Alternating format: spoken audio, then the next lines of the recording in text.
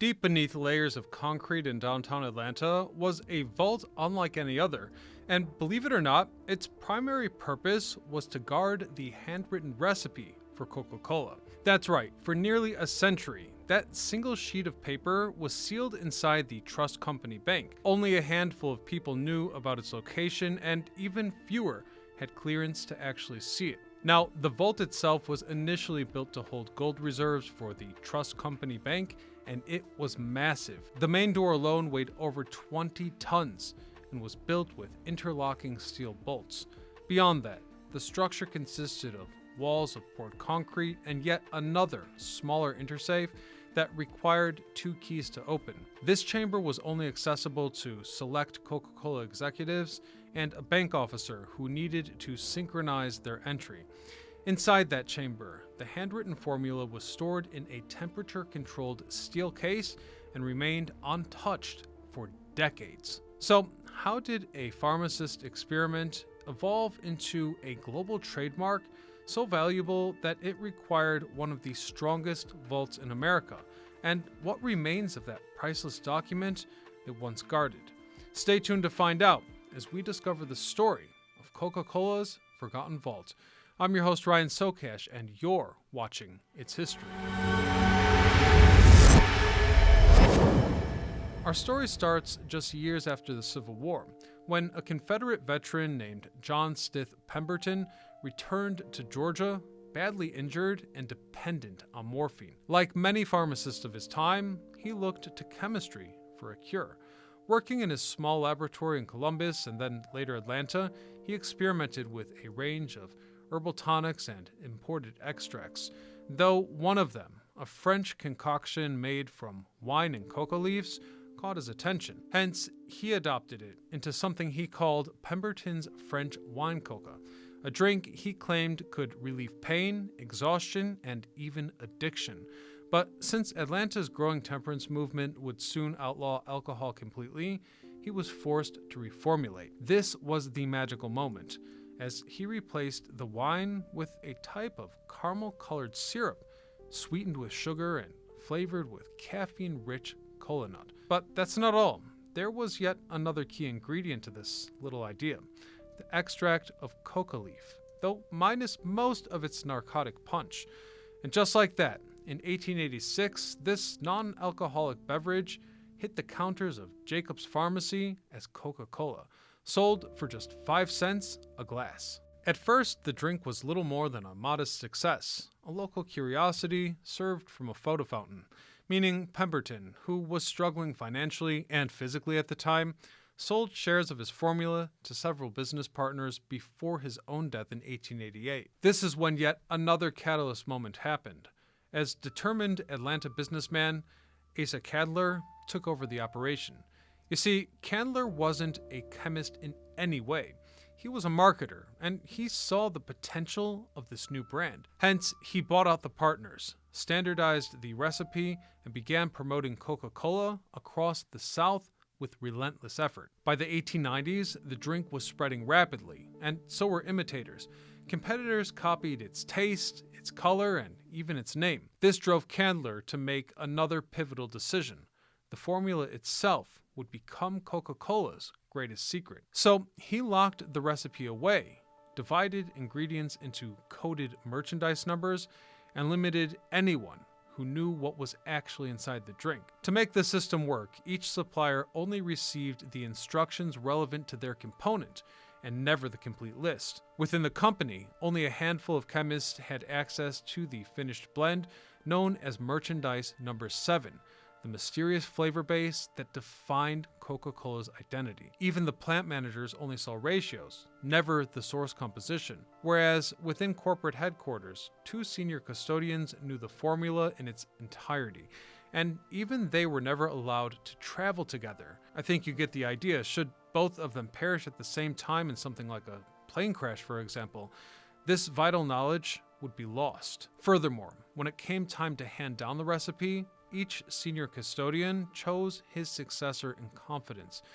And I need to clarify one fact.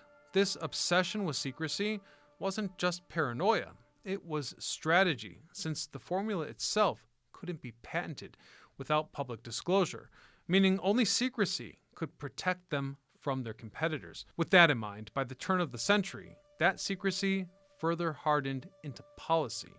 Even as the company grew beyond Atlanta, Candler ensured the recipe remained under his personal control, though this would eventually change when he sold the company in 1919 and a transfer of secrecy finally occurred. Understandably, the new owners demanded proof that the formula even existed, so for the first time, it had to be written down, sealed, and placed somewhere where it could be verified yet protected, and that act alone would lead directly to one of the most closely guarded vaults in corporate history. When the family decided to sell their business for $25 million in 1919, some rather unusual corporate conditions were required to close the deal. For context, buyer Ernest Woodruff and his investors secured a major bank loan. Their lenders demanded collateral, but Coca-Cola's real asset wasn't physical, it was the formula itself. Meaning, for the first time in history, that secrecy had to be committed to paper. And as it was, that single handwritten document became one of the most valuable recipes in American history. According to Coca-Cola's own records, Candler's son, Charles Howard Candler, was the man who finally committed the full recipe to paper in 1919. Handwritten line by line, historians also suggest that the choice was strategic. Basically, a typewriter copy could have left carbon duplicates or traces on the typewriter ribbon, which would have been an unacceptable risk for a trade secret of this caliber. A single handwritten version, by contrast, existed as one object with clear lineage. Its creation could be witnessed, its movement logged, and its authenticity verified. In other words, this was an unbroken chain of custody that still defines, in essence at least, Coca-Cola's secrecy. To this day, the company has never released an image, scan, or even a detailed description of what that document contains.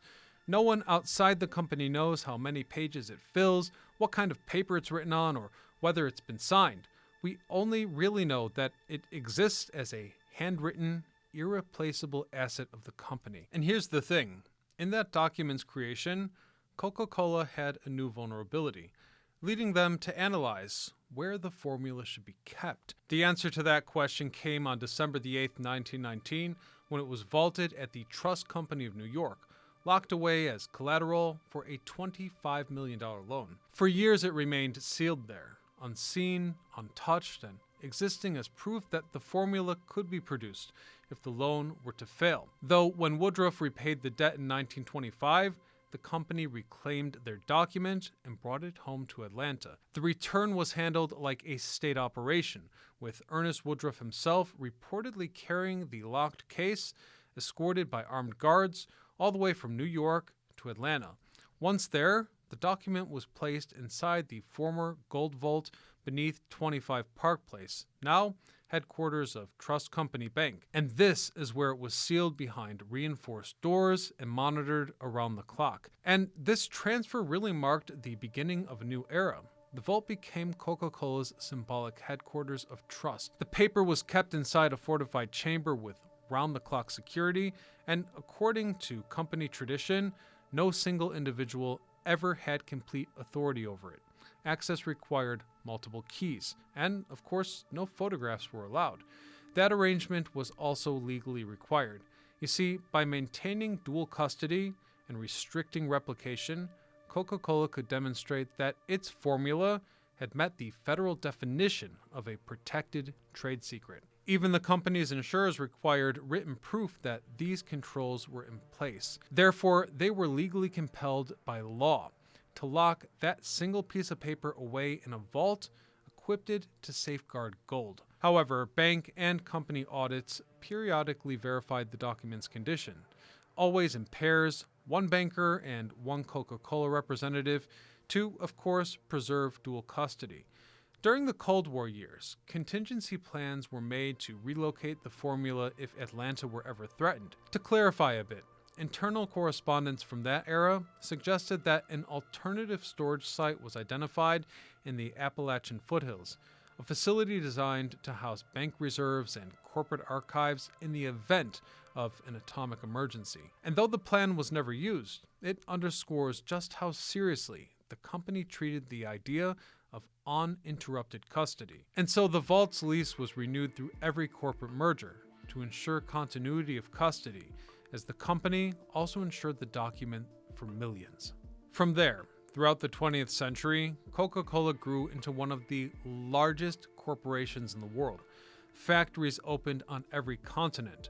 Advertising became global, yet in the middle of all that expansion, the original formula stayed in the same place, deep in downtown Atlanta, hidden in a vault. But, as you'll see in a moment, no secret stays untouched forever. The vault age came to an end in 2006 when a Coca-Cola employee tried to sell confidential formula materials, samples, lab data, and internal correspondence directly to Pepsi. It all started when a trusted and experienced employee began gathering confidential materials. Piece by piece, she assembled what appeared to be fragments of the legendary formula. According to FBI case records, she reached out directly to Pepsi, Coca-Cola's oldest rival, with an offer to sell that information. She claimed to possess top-secret product information, and to prove it, she sent samples and letters as evidence of authenticity. Yet, instead of taking the bait, Pepsi's executives did something extraordinary. They contacted Coca-Cola and immediately informed the federal authorities. Within days, the FBI was running a covert operation.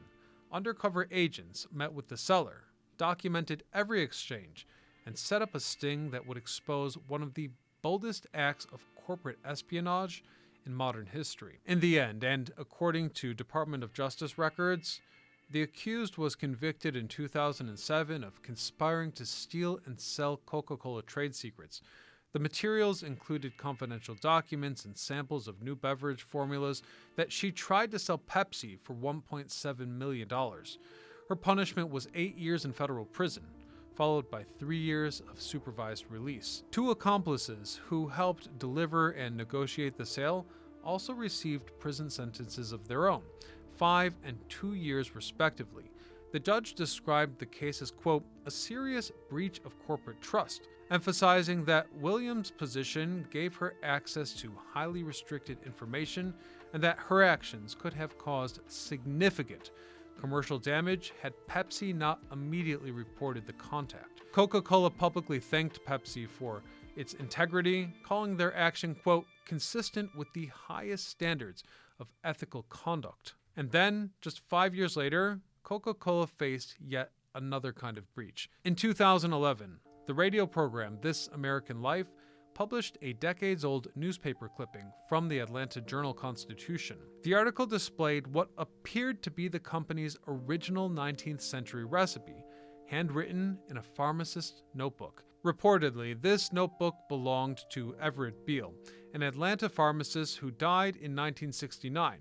Beale had copied what he believed to be John Pemberton's original formula sometime in the early 1900s, preserving it in his personal ledger. A decade after his death, that same notebook was shown to a reporter from the Atlanta Journal-Constitution, who photographed the handwritten page for a 1979 feature on Coca-Cola's secret recipe. The page listed ingredients in meticulous detail: fluid extract of coca, citric acid, caffeine, sugar, lime juice, vanilla, caramel, and the elusive 7X flavor, that proprietary blend of essential oils that defined the drink's signature taste. The results? Close. Surprisingly close. Reporters debated whether the recipe was authentic or merely an early prototype. This all led Coca-Cola to issue a formal response, stating that, quote, the real formula remained secure and locked away in its vault. Yet the story caught fire precisely because no one could prove otherwise, meaning for the first time, the company's most powerful myth, that no one knew the formula, had been publicly challenged, and the world loved it. In truth, we should acknowledge that the vault's secrecy had become both a shield and a marketing tool. Coca-Cola had spent decades upplaying the notion. cultivating mystery by turning its lack of transparency into its identity. But by the 21st century, the myth had become outdated in an era obsessed with information and transparency. And so it was.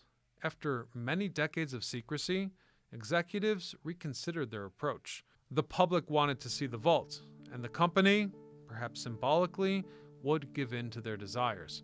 In 2011, Coca-Cola removed the document from the SunTrust Bank Vault at 25 Park Place, its home since 1925, and relocated it to a new facility just blocks away, the World of Coca-Cola. The transfer of the entire inner vault took place under sealed escort. Corporate leaders, security officers, and legal representatives accompanied the safe in a convoy through downtown Atlanta, though no one outside that circle saw the document during the move. The convoy itself was planned with SunTrust security specialists and local police. Vehicles moved without markings, and their route through downtown was kept confidential until after arrival. The safe never left human supervision. It was rolled from bank to truck, and then from truck to museum, under continuous guard, preserving Coca-Cola's unbroken chain of possession. As for the SunTrust vault beneath 25 Park Place, it still exists today, though now decommissioned. Anyhow, once on location behind thick glass and almost theatrical lighting in a replicated outer vault, Coca-Cola's vault became an exhibit for the world to see. The paper inside stayed off limits, of course, but the idea of secrecy was now something to be seen. And with that, the company had turned its most private artifact into a public spectacle. In conclusion here, I'd like to clarify one very important fact. Legally speaking, Coca-Cola lists its ingredients on every bottle and has done so for many years. The drink includes things like water, sugar, caffeine, caramel color, natural flavors, and so on. But the key term there is natural flavors. That phrase is a legal umbrella under U.S. food labeling laws, allowing companies to group complex, proprietary mixtures as long as they're derived from approved natural sources. So while you might see natural flavors on the label, what's hidden inside that category is the secret 7X flavor, a blend of essential oils like orange, lemon, nutmeg, and so on. Hence, the quantities, ratios, and preparation methods are what makes Coca-Cola's taste unique, and those specifics are considered a trade secret, protected indefinitely.